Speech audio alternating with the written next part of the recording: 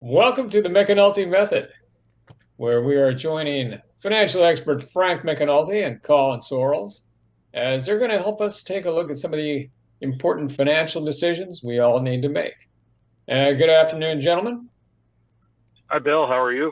Good. It looks like you're on the road to financial success. Well, That's well, the right. meeting, the meeting I went to went long, so I'm still in the car.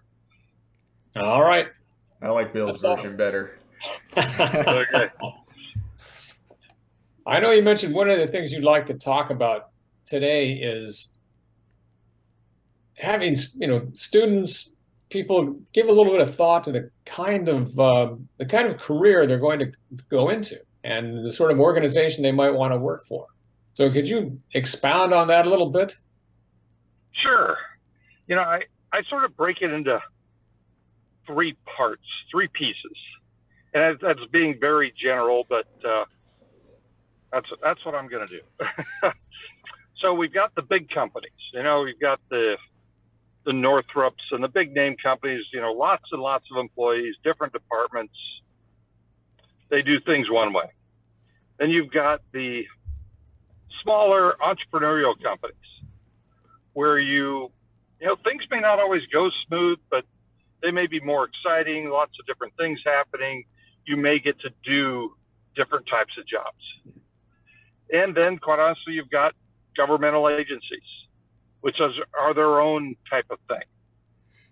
And so, I was talking to some other people today, and it all of a sudden occurred to me, people need to think about, everybody's had a job. What do they like to do? How do they like to do it? How do they like the business to be run?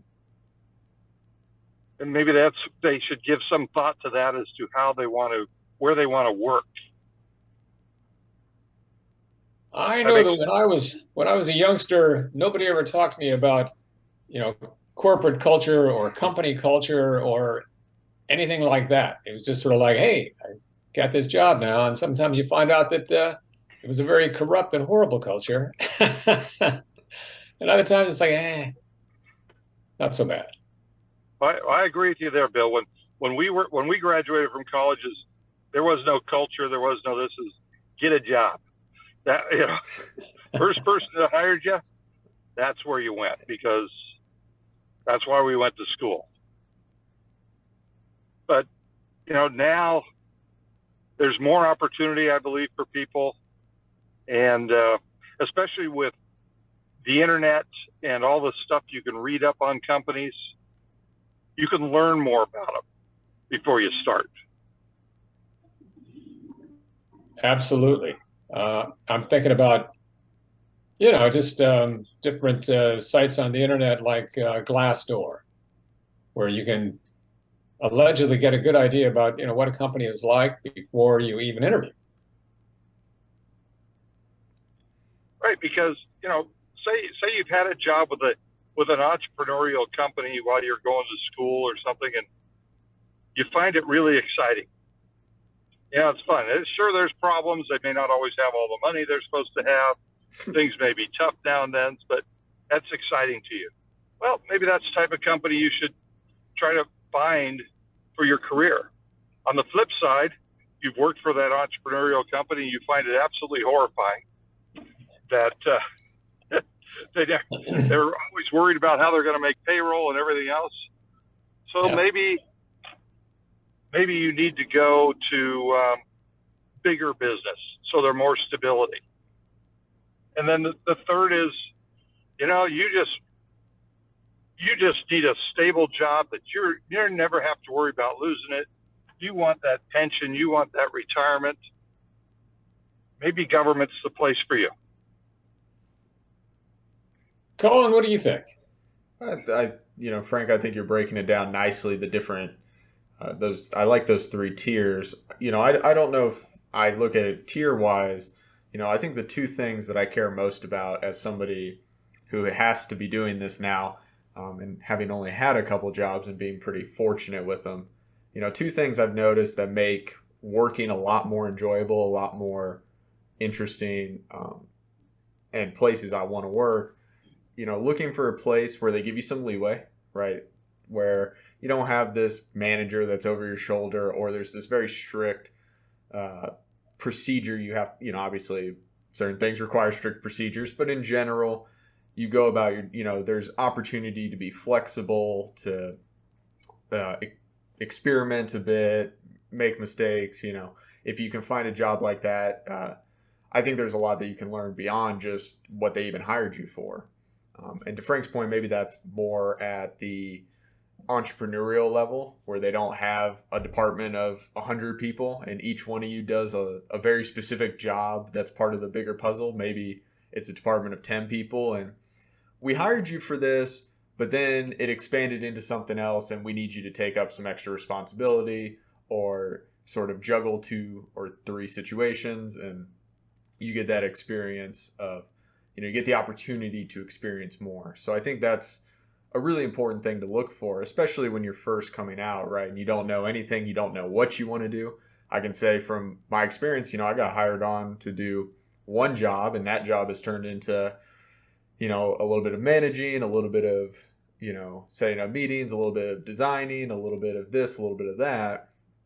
And you get a feel, whether I stay or go in the long term, you get a feel of, well, what do I like doing? What do I like doing in a job?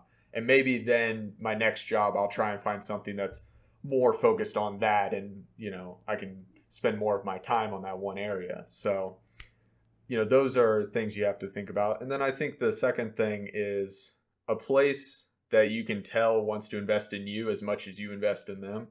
Right. And I don't know, again, with the tiers, maybe Frank can say where you'll find that and where you won't. But a place that recognizes that by investing in you and getting you, we've talked about here, training or sending you to a more formal school or a certificate or sending you to a conference or something where you gain those experiences again.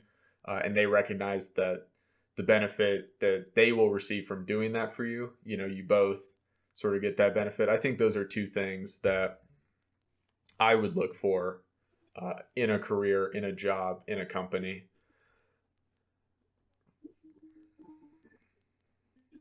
Just out of curiosity, I mean, a lot of people, they decide on a major because they want to go into something. Maybe they've never had any experience with it. I mean, certainly, were you a finance major, Colin? I was. So I had friends who were finance majors, and they'd never had any experience with it in their lives. But they heard that was a good thing to go into, so they thought, that's what I'm going to do. Well, go ahead. I didn't know if there was a question at the end of that. I'm just wondering, how can you help people figure out areas they might want to go into to help them search with a major? Well, with a major, Frank, and I'll just pass it off to you real quick. I think as far as, a business degree or a STEM degree, that's one of those where sometimes you're doing it because, to Frank's point, it's more of a stable thing. There's always going to be a need for people in finance. There's always going to need for accountants or chemists or, any engineers, right? There's always sort of this need for them, as opposed to, doing something more in the liberal arts college where it's a little more esoteric. You get this knowledge, but then you have to find your own way of how to apply it and create value. Whereas, if you sometimes with these finance, if you're an accountant, Frank, you were an accounting major, right? You learned this is how you read a balance sheet, a cash flow statement, you do taxes, and you get almost a skill set in addition to some knowledge. Well, you're right, but even with that, so let's look at finance, since Colin's finance major. I also have a finance degree. There's every type of company, every type of entity has a finance department. For instance, there's some really cool jobs with the federal government in finance, including the FBI, even the CIA. They hire finance majors. Another one of my students has gone to work for the NFL doing financial analysis. you just don't, that doesn't pop into your head when you think of the NFL, but it's a huge multi-billion-dollar business, and they have finance people. So, if you're just, you love football or you love baseball, it's like, hey, I can get a finance job or an accounting job or a marketing job or a whatever job in that type of business because that's what I really love. And so it's, once again, just because you're an accountant doesn't mean you have to sit at a desk with the green eye shade doing debits and credits all day. There's lots of different opportunities, and I think that's what I'm trying to maybe get across is that don't just settle for the accounting job. Get the accounting job that fits your personality, that fits what you like to do. And I think you'll be, it's not only more successful, well, you'll be more happy and more successful because you really like what you're doing. Then you're going to be better at it. Whether it's big business, government, small business, whatever. And I think, Bill, you even mentioned, you had a couple of friends who got their finance degrees, right? You can take a major like that and have the knowledge and, maybe you pursue a career where you're using that knowledge, but you're not, to Frank's point, you could be an accountant or a finance major and you're not sitting there reading balance sheets and cash flow statements. You're doing something totally, maybe not totally unrelated, but something where you're not actively using those, what we think are the stereotypical skills you get from one of those degrees, So, Frank's absolutely right. Find where you can, pursue whatever your interests are and apply what you've learned to them. So there you go. Even if you secretly always wanted to be a spy, you could use your finance degree to get into the CIA and make your dreams come true. Somebody's the financial James Bond out there. Hey, follow the money. That's right. They always say, you want to find the criminal, catch the criminal, follow the money. Got one more question that's semi-related, but not really. And that is, with all the talk about recession and who knows how long it's going to last, or if it's really going to hit big time. I saw an article about jobs that are supposed to be recession-proof or going to do well in the coming recession.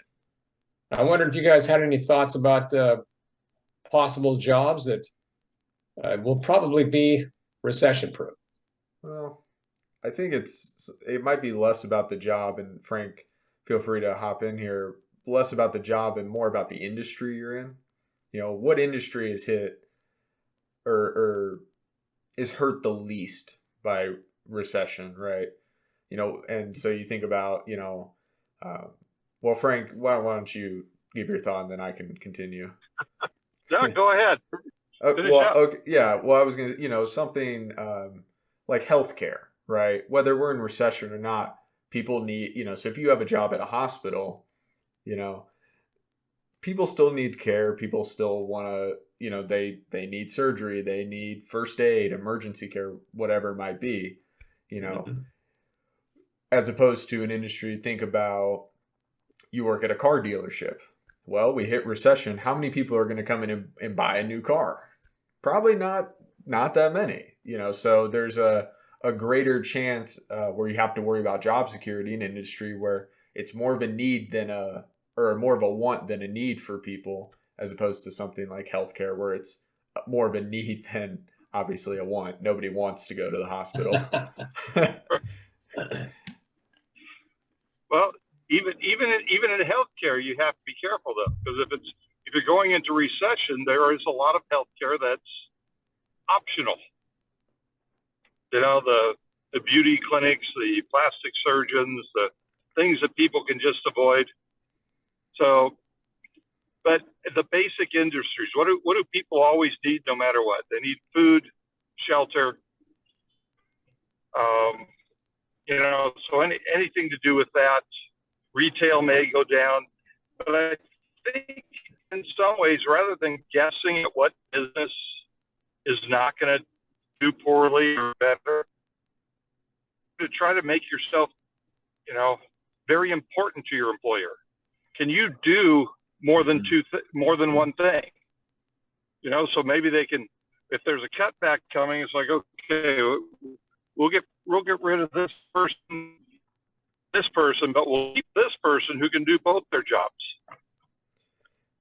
That's a great point. Gather the skills. And Frank, doesn't that go back to when we talk about, what you should look for, or maybe what you should look for in a specific job or career, is those places that will, like I said, invest in you as much as you invest in them. Because once they've invested in you, to Frank's point, you're less and less and less expendable. Yeah. Right. It's that they have sunk cost fallacy. Well, we've put so much time and money in making them valuable. We can't get rid of them now. Right. And sometimes that involves you going the extra mile, saying they offer a training and it's after hours or something. You say, I'll do it, because the more you put into me, the least excited you're going to be about getting rid of me, because you've spent money on me and you've seen that I will do what it takes to, be valuable to you. The people that just sit there, that show up sort of on time, leave sort of on time every day, don't take on the extra stuff when they're bored. They're the ones that are going to get let go first. And and then they're going to complain, well, I was always there. Yes, you were always there, but you never did anything extra. There was an article, there's a hot topic in the last week was this quiet quitting, which are the people that just do enough so they don't get fired. They never do anything extra. They never go the extra mile. They just do enough. Well, that's great right now when the economy's going great.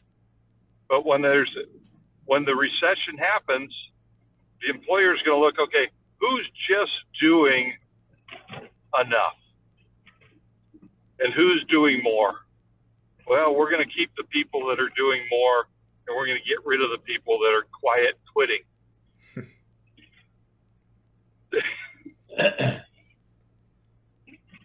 I like the phrase "quiet quitting," and I've known a lot of people that do that. I said we've all known people that just do enough to get by. It's like you said, boy, I'd like to help you, but it's 5:31, so I'm out of here. Right. Well, speaking of out of here, I think we've kind of covered this topic and some very interesting stuff, guys. And so anybody watching, think about where you want to go and what you want to do when you're there.